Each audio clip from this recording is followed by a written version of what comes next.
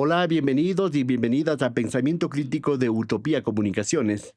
Este día vamos a hablar, adentrarnos a la política internacional, aquello que ahora mismo a la humanidad, al planeta, preocupa por el enfrentamiento bélico entre Estados Unidos e Israel atacando a Irán, ¿sí? Hay muchas versiones, se oyó al presidente de los Estados Unidos decir que se acabó la guerra, que viene la paz para siempre, que pedía disculpas y daba gracias tanto a Israel como a Irán. No se entiende realmente el lenguaje, la ambigüedad del presidente Donald Trump. Para hablar de este tema, he invitado este día cordialmente al doctor Francisco Carrión Mena, embajador de carrera, ex canciller de la República, embajador de Ecuador en varios países como Estados Unidos, México, las Naciones Unidas y misiones diplomáticas en París y Londres. También el doctor Francisco Carreón Mena es docente universitario, tanto de la Universidad Central del Ecuador como de la Academia Diplomática y conferencista nacional e internacional. Embajador, un gusto tenerle aquí en Utopía Comunicaciones, en Pensamiento Crítico. Bienvenido. Muchas gracias, estoy a las órdenes, muy contento de estar aquí. Bueno, desde la diplomacia y a miles de kilómetros de distancia, ¿cómo se lee? ¿Cómo se juzga? ¿Cómo se digiere este problema que ahora mismo inquieta no solamente a la región del Medio Oriente y no solamente a los Estados Unidos, sino al planeta entero? Porque una guerra de magnitudes nucleares o atómicas, sabemos que lo que puede pasar y que nos puede ocurrir a nosotros, a la naturaleza y al planeta. Bienvenido. Sí, bueno, la verdad es que, como usted bien dice, es la primera oportunidad en que se pone a prueba la capacidad nuclear de los países que están confrontándose. Efectivamente, bueno, en el caso de Hiroshima y Nagasaki ya hubo Ese una. fue el ensayo, ¿no? Exacto, ya hubo bombas atómicas, pero estas fueron de muchísimo menor dimensión que las que ahora poseen estos países, sobre todo pues Estados Unidos, y sin mayor detalle, pero dispone Irán. Perdón, Israel. Israel. Irán no tiene bomba atómica. Irán está cerca de tener bomba atómica, pero ellos niegan el interés en poseer un arma atómica. Lo que buscan es energía nuclear Civil. con fines pacíficos, ¿ya? Y al tener energía nuclear con fines pacíficos, pues por supuesto es una gran ventaja frente a otros países como nosotros. Si tuviéramos energía nuclear no hubiéramos tenido los apagones, por ejemplo, ¿ya? Porque claro, con eso se produce energía eléctrica, se produce muchas cosas, ¿no? Que no son fáciles de producir, pero que con energía atómica se las puede conseguir, Para la ¿ya? medicina, para un Para la sinnúmero de cosas, ¿no? medicina, para efectivamente un sinnúmero de cosas. Y en ese sentido, pues, ese es el propósito de Irán, por lo menos eso es lo que ha dicho. Ahora, Israel y Estados Unidos no creen que ese es el fin que se propone Irán, pero hay un control permanente de las Naciones Unidas, la OEIA, la Organización de los Estados de Internacional Control. de Energía Atómica, Exacto, de ¿no? control de la energía Ellos dicen que atómica. no es cierto, que Irán no tiene energía nuclear con fines guerreros, militares. Sí, y en todo caso lo que dicen es que todavía les falta tener suficiente uranio enriquecido como para poder montar o crear una bomba atómica, ¿no? De tal manera que esa posibilidad al momento no es posible. Embajador, pero es el pretexto de los Estados Unidos e Israel, no de ahora, desde hace unos 35 años, de que Irán está madurando uranio, de que Irán está buscando hacer la bomba atómica para supuestamente atacar. Eso viene a partir de 1979, que se da la revolución islámica, ¿verdad? Y los ayatolas. Pero Israel tiene una bomba atómica, tiene bombas atómicas. Sí, ellos nunca han reconocido, pero todo el mundo sabe que Israel tiene bomba atómica y tiene bombas atómicas de una dimensión que es bastante importante y que podría generar un hecatombe en esa región, por supuesto. Recordemos que Israel no permite, por ejemplo, a que una misión de las Naciones Unidas vaya a inspeccionar, porque Israel no es parte, no ha firmado el tratado del asunto de control del asunto nuclear. Entonces, yo digo, ¿qué calidad moral tendría Israel para este tipo de cosas? Porque ese es el pretexto. Claro, ese es el cuestionamiento que todos se hacen, es decir, Irán ha aceptado que haya un control de su enriquecimiento de uranio, que es lo que se necesita para la bomba atómica, mientras otros países que no han firmado el convenio no permiten que haya un control ni una vigilancia al respecto. Y uno de esos países es precisamente, como usted bien dice, Israel. Usted que conoce, usted que ha andado el mundo, ¿qué países más tienen energía nuclear con fines bélicos? Ya decimos Israel, ya decimos Estados Unidos, podemos decir Corea del Norte, podríamos decir la India, podemos decir Pakistán. ¿Quiénes más?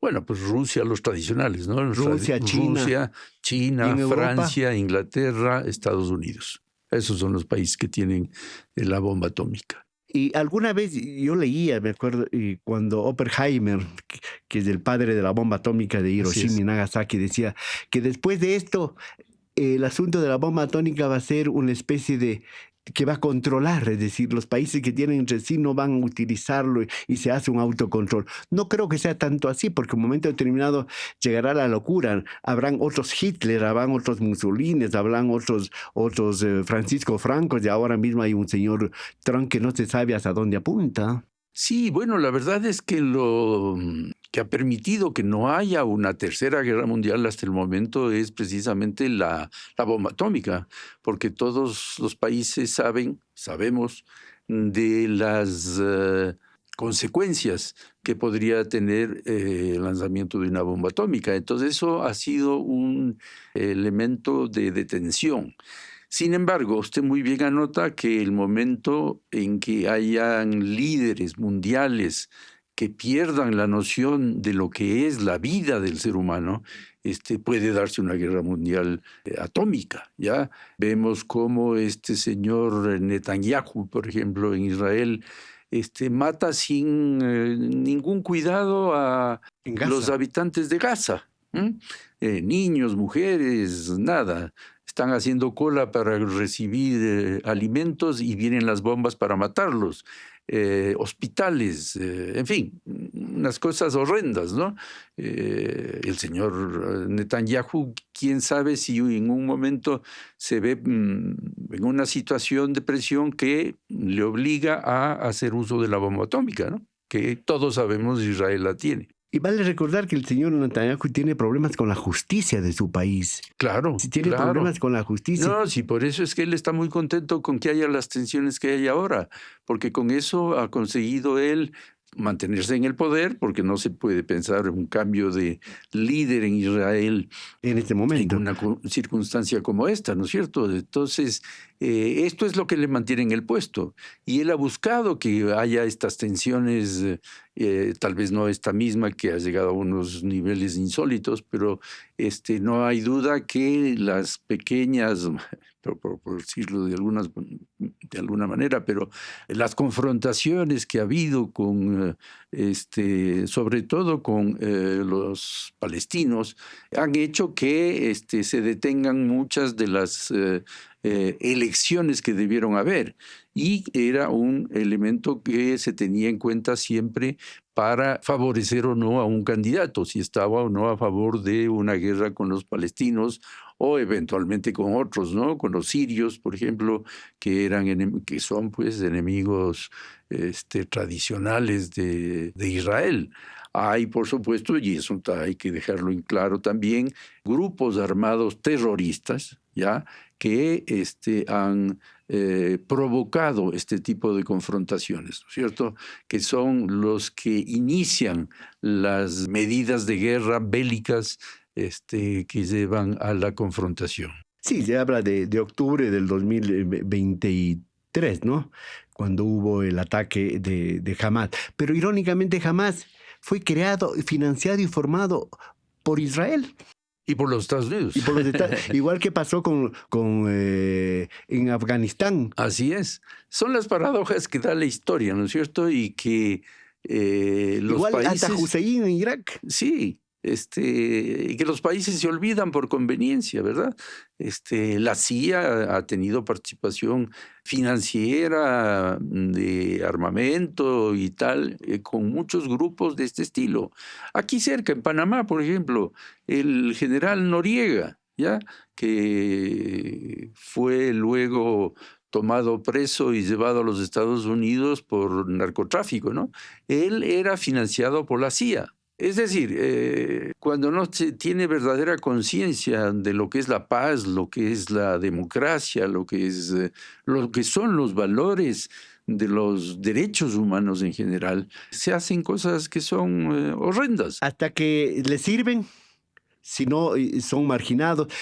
Y permítame una palabra que dijo algún presidente de los Estados Unidos, refiriéndose, me imagino, que a un dictador, no sé si guatemalteco, decía, este es un hijo de puta, pero es nuestro hijo de puta. Así es. ¿Verdad? Así es. Así dijo un presidente de Sí, Estados señor. Unidos. Así es, así es, así es. Qué lamentable. Pero ¿y qué pasa?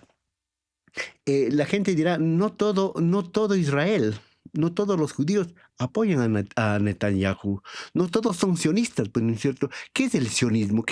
¿Usted puede explicarnos a nuestros amigos que nos están oyendo, que nos están mirando? El sionismo es una suerte de filosofía o de manera de pensar que tienen algunos judíos que son más bien nacionalistas, ¿verdad? Ultraconservadores. Ultraconservadores, ya, y que quieren que se imponga su manera de pensar a la fuerza, ¿verdad? Entonces, el sionismo lleva esa característica que marca, por decirlo de alguna manera, la búsqueda de la violencia, ¿ya? Ahora, bien decía usted, no todos los judíos son partidarios de este tipo de confrontaciones. Hay judíos pacifistas y judíos que se movilizan en función de la paz. No sé si usted ha estado en Nueva York, yo fui embajador en Nueva York ante Naciones Unidas, y yo veía en la calle a judíos con todos sus atuendos característicos que se movilizaban en manifestaciones en contra de la guerra, en general. La guerra de Israel, no recuerdo en esa época cuál sería, una de las guerras con los palestinos, ¿ya? Pero se movilizaban en favor de la paz, ¿ya? O sea, estaban en contra del gobierno israelí en favor de la paz. Y eso hay que tener en cuenta de que no todos los judíos y los israelíes son partidarios de la guerra. Bien quisieran ellos vivir en paz, ¿ya? Sino que hay líderes en Israel, y el caso de Netanyahu es uno de ellos, que lo que buscan es precisamente la confrontación.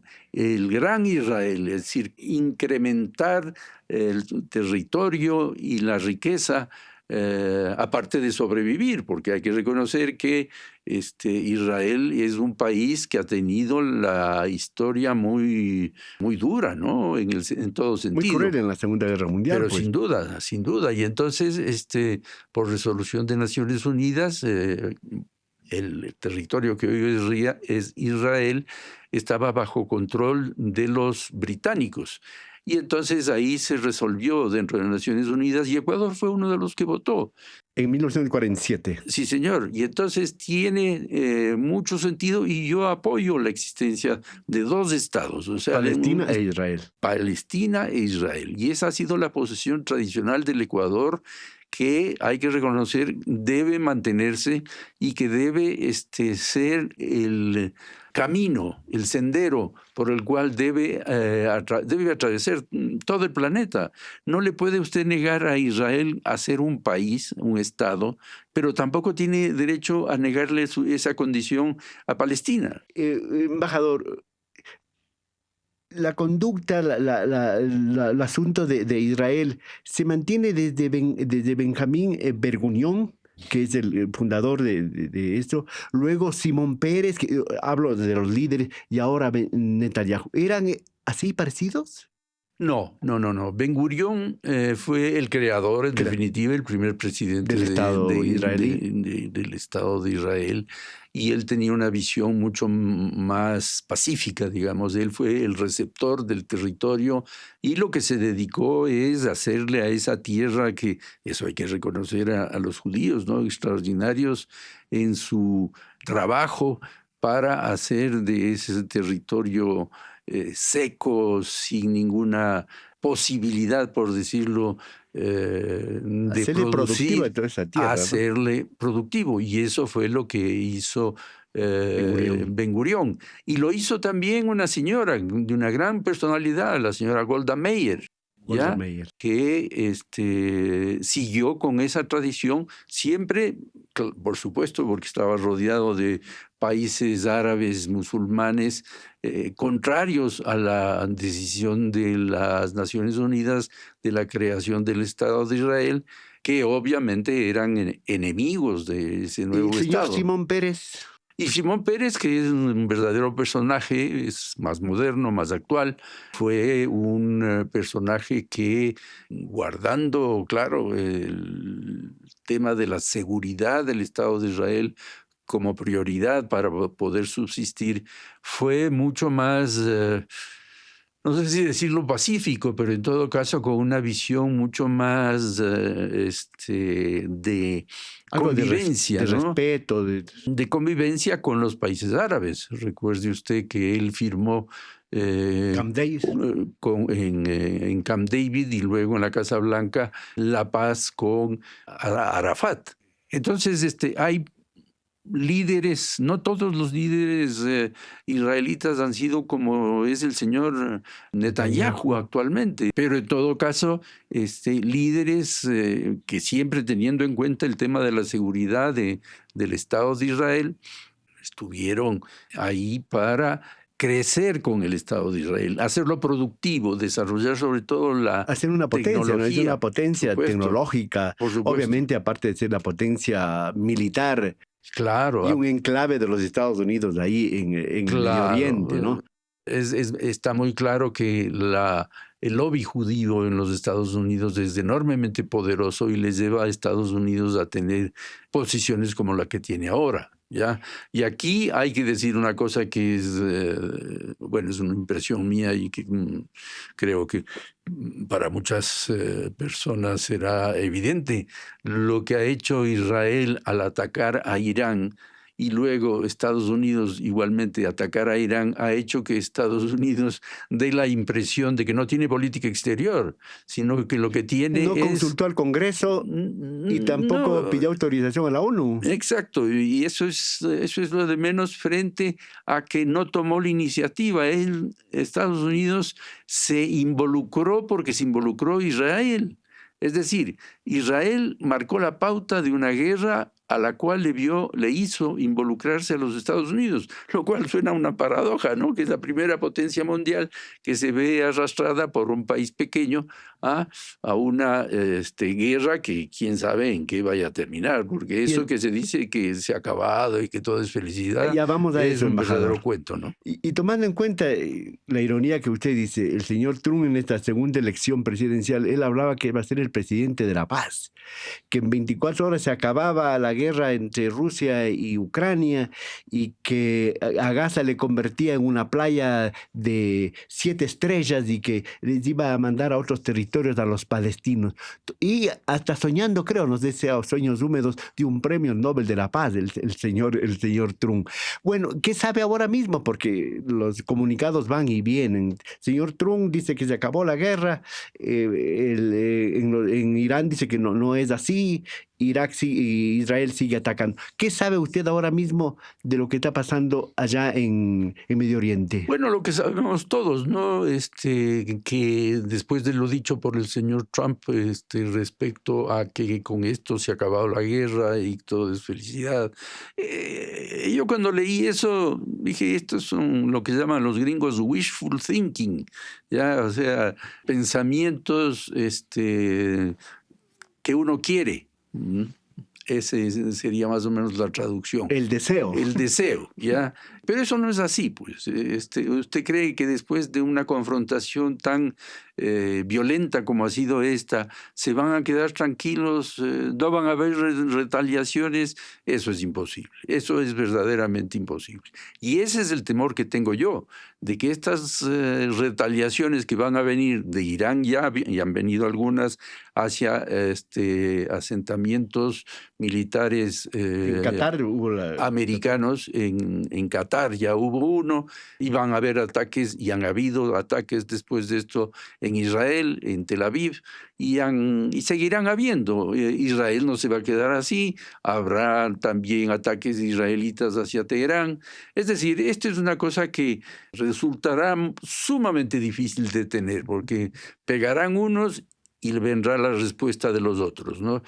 Hasta que vaya usted a saber a dónde vamos a ir a terminar, ¿no? Porque estamos hablando de potencias atómicas. En todo caso, lo que ha quedado claro es que ahora las guerras son tecnológicas, son cibernéticas, ¿verdad? Sin duda. Una y otra cosa, que también como que se ha ido el mito eso del domo anti-misiles de Israel. ¿Cómo ingresaron algunos misiles a propio Tel Aviv y a otros lugares? Y cuando parecía invulnerable el territorio y el cielo israelí. Bueno, no hay territorios invulnerables para empezar, ¿no? Pero al menos ese era el relato. Ese era el relato, era lo que llaman la narrativa, ¿no? De que no había posibilidad de que misiles caigan sobre Israel. Pero la verdad es que es imposible detener, ¿ya? De 100 misiles que se lancen, 1 o 2 caerán, y los destrozos que provocarán son destrozos realmente significativos, ¿no? Significativos, enormes, ¿no? Porque esos tienen una capacidad de acertar hacia dónde van, casi milimétrica, alta precisión, yo, ¿no? De altísima precisión. Eso es así.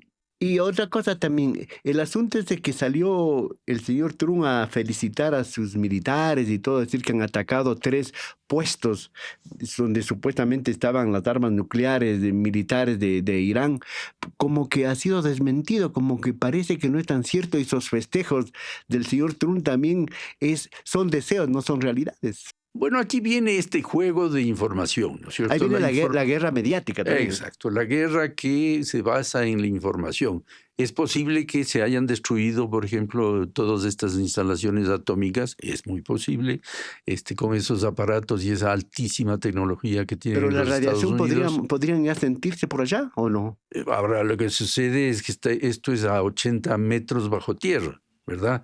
Entonces resulta difícil, pero como usted dice, bien podrían haber escapes radiactivos, ¿ya?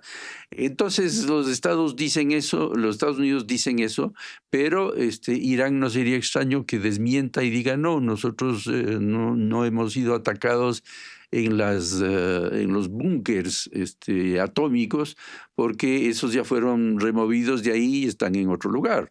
Es decir, viene esta guerra mediática que es en la práctica muy productiva, ¿no es cierto? Porque desconcierta a la opinión pública, que somos nosotros y que tenemos una versión, tenemos otra, no sabemos qué es lo que está pasando. En todo caso, podríamos decir que Estados Unidos, no desde ahora, luego del término de la Guerra Fría, su hegemonía, impone la guerra, impone la paz, impone las armas. ¿Qué impone Estados Unidos ahora mismo? Bueno, no hay duda de que Estados Unidos es la primera potencia mundial, sigue siendo. Y yo al menos creo que no por mucho tiempo, y no mucho tiempo quiero decir unos 20, 25 años, porque China viene empujando con una fuerza que es realmente sorprendente, ¿no es cierto? Pero Estados Unidos sigue siendo la primera potencia mundial por la tecnología militar que tiene, la capacidad operativa militar de que dispone, ¿ya? Y que puede tener 2 o 3 guerras al mismo tiempo. Ahora mismo podría decirse que está teniendo una guerra en Ucrania, ¿ya? Aunque no presencial, pero de armamento, ¿ya? Lo mismo con Israel en Gaza, ¿verdad? Y ahora esta, que es verdad, esta es una verdadera guerra, ¿no es cierto? Y puede tener varias guerras al mismo tiempo, o sea, tiene la fuerza, tiene la capacidad de golpear y tiene la capacidad tecnológica, como usted Pero, mencionaba, para hacer frente a varias guerras al mismo tiempo. embajador, pero mientras el poder, no hablemos del pueblo estadounidense, el poder dominante de los Estados Unidos está guerreando, llamémoslo, que no es nada raro. Sí. Ayer mismo leía algo que llegaba de China, los ataques que en los últimos años, en las últimas décadas, ha hecho Estados Unidos en el mundo entero, pues es enorme la lista, ¿verdad? Es enorme los bombardeos, los ataques. Pero mientras eso pasa, ¿qué pasa en Estados Unidos? ¿Qué pasa con la economía? ¿Qué pasa con los estadounidenses? ¿Qué pasa con ese gran país? Mire, en este caso se ha producido, no sé si por primera vez, pero probablemente, se están produciendo tres, no llamemos guerras, pero crisis profundas en los Estados Unidos. La primera, el tema de la guerra, Tiene ¿verdad? varios frentes, ¿no? Crisis espantosas, una crisis económica, La que eso inflación, todo eso. se ve clarísimamente en la situación de las bolsas, ¿verdad? Y en la producción. ¿M? Y después una crisis social, sumamente grave y sumamente penosa y deshumana, ¿ya? Deshumanizada, que es la crisis migratoria, ¿ya? Que se ve, porque hay videos, hay fotografías, de cómo agarran a los migrantes, sobre todo latinos, ya simplemente por el color de su piel, ya, y los expulsan de una manera brutal a los países, ni siquiera los países de donde vinieron, sino fuera de Estados Ahora Unidos. la Corte Suprema acaba de aprobar decir que puede mandar a terceros países. Claro, Acaba de esa es ratificar la cosa. aquello. Esa es la cosa, ¿no? Usted puede ser un migrante salvadoreño, por ejemplo, y le expulsan a Guatemala. Y en Guatemala, su vida, su familia, o sea, es una situación espantosa, realmente deshumanizante, ¿ya? Entonces son tres tipos de crisis que no la sabe manejar. Y aquí sí viene la figura del señor Trump, porque ya ve usted cómo dentro de los Estados Unidos hay fuerzas y hay movimientos políticos, partidos políticos como el Partido Demócrata, que está en contra del tema de la crisis Incluso algunos social que ellos republicanos, llaman. incluso. Algunos republicanos ya, que están en contra de este mecanismo, diría, de deportación de ciudadanos de otros países hacia, no digo sus respectivos lugares de proveniencia, ¿no? Porque no se sabe de dónde vienen, no tienen papeles, ¿ya? ¿Y cómo le van a mandar a un ecuatoriano que llega allá? ¿Cómo saben que es ecuatoriano y no es peruano o no es colombiano si no tiene los papeles? No tiene papeles y es muy simple. Embajador, pero hay un dicho popular: no hay mal que dure 100 años ni cuerpo que lo resista. Así es. ¿Qué va a pasar en Estados Unidos? Bueno, Estados Unidos, mire, no sería extraño que haya realmente una reacción contra el señor Trump. Usted habrá leído que ya hay sectores que piden el impeachment, Juicio. el juicio al señor Trump. Eso todavía Tiene mayoría en el todavía Senado no ha tomado y cuerpo porque Congreso, tiene ¿no? precisamente mayoría en las Diputados y el asambleas. Senado, ¿no? Exacto. Y entonces eso todavía no se da. Pero a nivel de opinión pública y a nivel popular, usted ve lo que sucede en Los Ángeles, por ejemplo, ¿no? La reacción del gobernador de California, que es, California es el sexto país en riqueza mundial. O sea, imagínense la dimensión, el tamaño y la fuerza que tiene solamente un estado de Estados Unidos, ¿ya? Que inclusive por ahí hacen votos por independizarse, ¿ya? De que no quieren tener como presidente a una persona como el Es el señor motor Trump, económico de ¿no? los Estados Unidos, pues, ¿no? Por supuesto, por supuesto. Entonces, todo esto va en desmedro de la calidad de liderazgo que tiene el señor Trump y a mí no me extrañaría que se produjera movimientos políticos que lleven a un impeachment, ¿no? Y esto de la guerra puede ser un detonante. Claro, si es Vamos que esto terminando no... este tema de la guerra. Usted como hombre diplomático, como hombre que conoce el mundo, me imagino que ha estado en negociaciones, ha estado en tratativas, ¿qué augura? ¿Qué futuro le da a esta guerra más allá de la guerra de los 12 días que dice el presidente de Estados Unidos que se ha acabado? Y en la realidad no es cierto. No, esto va para largo, ¿no? Esto va para largo porque se trata de tres potencias con una gran capacidad de militar bélica, ¿no? Que resistirán. Probablemente Estados Unidos, por conveniencia política interna, ya no vuelva a golpear tan duro como golpeó la primera vez, pero Israel e Irán seguirán teniendo enfrentamientos, ¿no? Y esto pues, tomará Y en esto, meses, sino años. ¿qué papel va a jugar Rusia, China, que han condenado, ¿verdad? Han condenado el ataque de Israel, el ataque de Estados Unidos, pero han sido muy prudentes, ¿verdad? Sí. Y el papel de Europa. Ahora mismo hay reunión de la OTAN. Ya, no, mire, Europa lamentablemente que era, vamos a decir, la región de las luces, ¿no? Donde se pensaba, se creaba Cultura, pensamiento, ciencia y todo eso. todo, se ha desinflado. Yo veo que no hay líderes en el mundo, ¿no? Pero en Europa especialmente, donde se han producido esos líderes tipo Ultraderecha, Churchill, ¿no? Y ahora la Con una ultraderecha. gran capacidad, y ahora con un crecimiento de esta ultraderecha que impide que hayan... Y con tintes neofascistas, neonazistas, todo ¿no? eso, lo que usted dice es absolutamente cierto, ¿no? Y nada de eso ayuda, por supuesto, a que se produzcan ideas que lleven a una paz en este conflicto. Por eso es que Europa no juega ahora ningún rol. Usted verá lo que diga el señor Macron, no pesa nada. Y se burla el propio señor Trump. Claro, o el señor Sánchez de España, ¿no? O qué sé yo. La señora Melón y tanta cosa. En todo caso, esto está por verse para ver qué pasa. Ojalá no sea que el desquicio vaya a poner en peligro la vida de la humanidad, del planeta. Pero como que la diplomacia ha sido marginada, como que los organismos supranacionales han sido marginados, los acuerdos no sirven para nada, embajador, no sirven para nada. Sí, este yo rato. soy de los que cree, a pesar de haber sido diplomático, yo creo que la diplomacia está en crisis.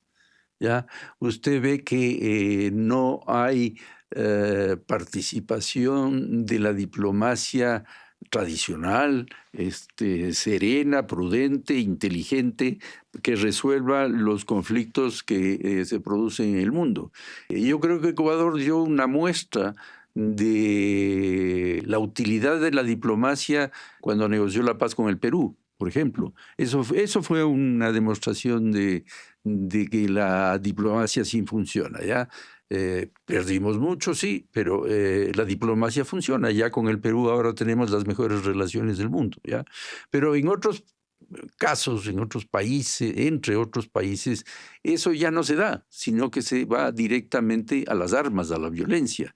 Y eso es sumamente peligroso porque puede haber, usted lo dijo o lo mencionó al paso, un líder que está un poco fuera de sus cabales, que aplaste un botón y ese botón lleve la bomba atómica, ¿no? Bueno, pregúntele al embajador Francisco Carrión, ¿cómo afecta a Ecuador, que estamos a miles de kilómetros? ¿Cómo afecta al Ecuador esta guerra? ¿Cómo afecta a nuestro país una guerra de este tipo? Bueno, hay varios ámbitos donde el Ecuador se puede ver afectado, ¿no? Vamos primero al ámbito económico-comercial, ¿ya? El petróleo. No hemos hablado del canal de Hormuz, ¿ya? Está aprobado por el Congreso y solo falta que firme la firma del gran Ayatollah jefe. y todo eso, ¿no? ¿Ya?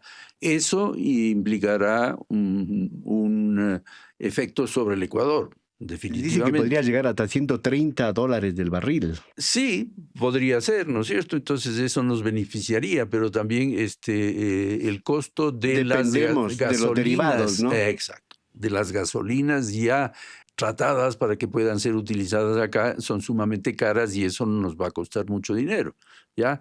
Entonces, en el ámbito comercial, le pongo el ejemplo Petróleo. del petróleo, ¿ya? En el ámbito, qué sé yo, bélico, ¿no? A nosotros, y ya hay por ahí una noticia que el señor Trump está exigiendo que los países de América Latina se pronuncien de parte de quién están, o de Irán o de Estados Unidos e Israel, ¿ya?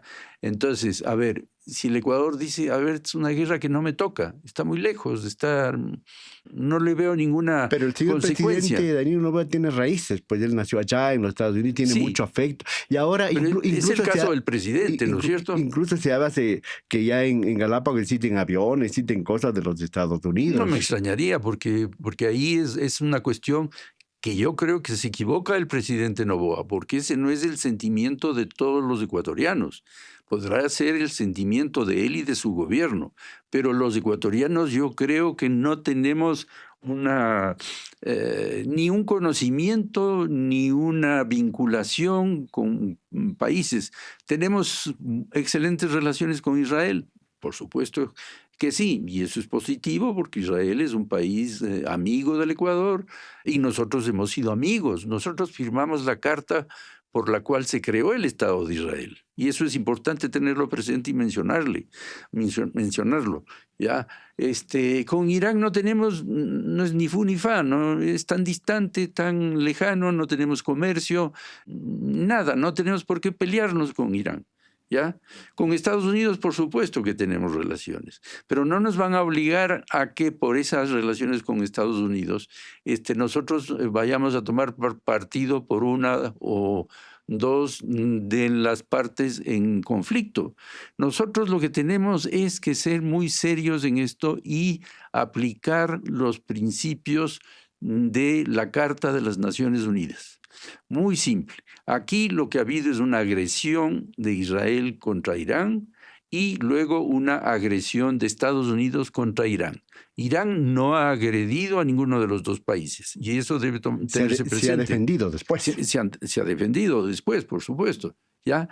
Y entonces, si vamos por principios, nosotros tendríamos que estar, bueno, o por lo menos no estar del lado de Estados Unidos e Israel, porque no son La neutralidad ellos. sería... Sería una alternativa, por ejemplo. Yo no vería mal una neutralidad por parte del Ecuador, ¿ya? Eso sería muchísimo más coherente con, como le digo, los principios de la Carta de Naciones Unidas, de la cual nosotros somos suscriptores y nos vemos obligados a cumplir. Embajador, para terminar, ¿no sería justo que no le preguntase qué piensa, cómo evalúa los 19 meses de gobierno del señor Noboa en materia internacional? 19 meses, digo, porque fue reelecto. Ahora, este 24 de mayo, es decir, ayer, 24 de mayo, se cumplió el primer mes de su segundo periodo, pero como ha sido sucesivo, entonces no hay que esperar los 100 días para evaluarlo, sino digamos 19 meses de política internacional. ¿Cuál es la evaluación del ex canciller de la República? A ver, yo diría que ese hecho de que haya sido dividido, por decirlo de alguna manera, y continuado, pues, influye en la política exterior. La política exterior de un país, y para el caso el del nuestro, lo único que tenemos es que ser coherentes. Ya no tenemos que ser hoy amigos de unos y mañana amigos de otros. No. Lo que valen son los principios y los intereses nacionales. La pregunta que tenemos que hacernos para responder su pregunta es: ¿este gobierno ha defendido los intereses nacionales? ¿Este gobierno ha respetado los principios del derecho internacional, que son los de la Carta de Naciones Unidas? ¿Lo ha hecho? ¿No lo ha hecho? ¿En qué casos lo ha hecho? ¿En qué casos no lo ha hecho? ¿Puede responder usted, embajador? Ya, ahí viene, por ejemplo, en este caso de Israel.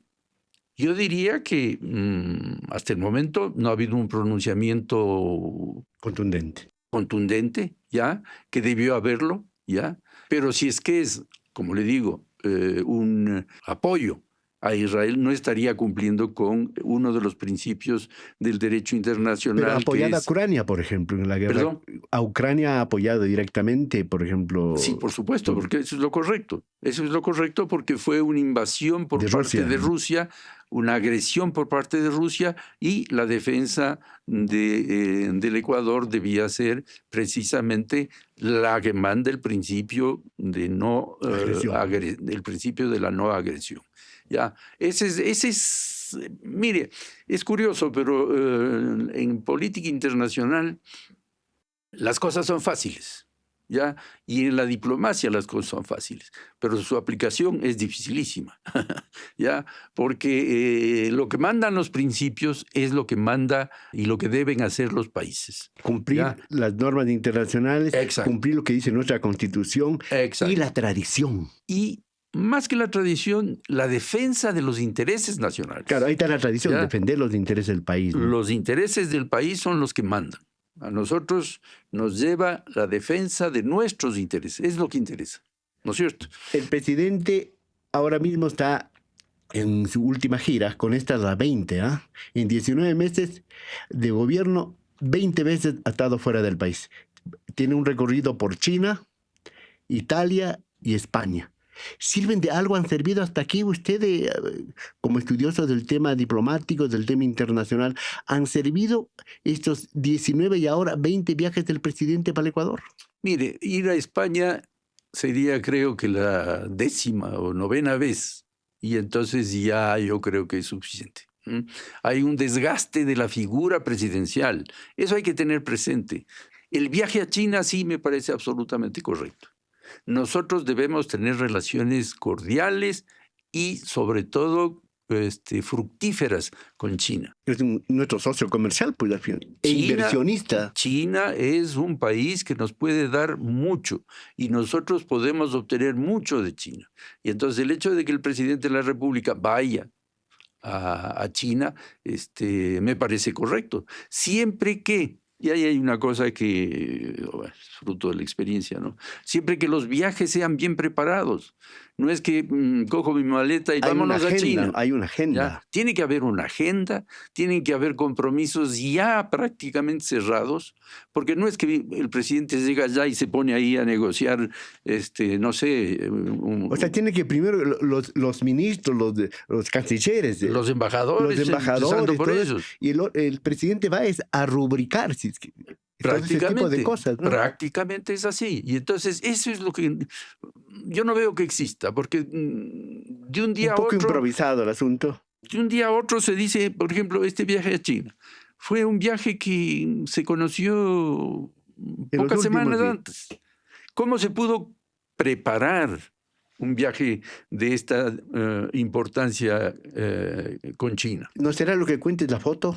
¿Influye la foto? Claro que sí. Eso es importante, porque se ve que el presidente del Ecuador está con el presidente de China, que no es un invento y que hay una buena relación. Pero más porque allá de lo de la contrario, los chinos, mire, son países de una larguísima tradición diplomática, ¿no es cierto? Si aceptan que viene el presidente del Ecuador a Pekín, es porque ellos también defienden sus intereses y es absolutamente legítimo que así sea. Y ahora tenemos un tratado con China, ¿no? Claro, que tenemos un tratado de... un TLC, ¿no? Prácticamente. Un TLC, aparte de un tratado de prácticamente de una alianza estratégica con China, que es extremadamente positivo, ¿ya? Porque de esa manera podemos obtener muchas cosas de China, que es un país de un poder, ya le dije hace un momento, yo creo que en 20, 25 años será la primera potencia del mundo. Muy bien, nos hemos alargado, pero quedan muchos temas por conversar. Ojalá otro día usted venga por acá. Encantado. Y podamos conversar. Agradezco la presencia del embajador, el doctor Francisco Carrión Mena, ex canciller de la República, embajador en los Estados Unidos, México y otros países, académico, por haber comparecido aquí en Pensamiento Crítico de Utopía Comunicaciones. Ojalá esta guerra se pare. Ojalá los líderes piensen en la vida, piensen en la humanidad. Y ojalá también se programen bien, como ha dicho el embajador aquí este día, se programen bien los viajes, los periplos del presidente ecuatoriano Daniel Noboa. Embajador, si algo tiene que agregar, a la orden. No, simplemente mi agradecimiento por esta invitación, que ha sido muy grata para conversar sobre los temas que atañen a la situación del mundo. Muchísimas gracias, señores y señoras. Hasta aquí nuestro diálogo con el embajador Francisco Carrión Mena, hablando de lo que ahora mismo nos preocupa y nos agobia, que es el asunto de esta guerra de Israel, Estados Unidos e Irán. Y pues la política del Ecuador, ha dicho, debe ser una especie de neutralidad, pensando en que somos amigos de todo el mundo y dependemos de todo el mundo, pero tenemos que defender nuestra soberanía y nuestros propios intereses. Señoras y señores, muchas gracias por la atención. Esperamos su like, esperamos que compartan y se suscriban a Utopía Comunicaciones en YouTube. Hasta la próxima.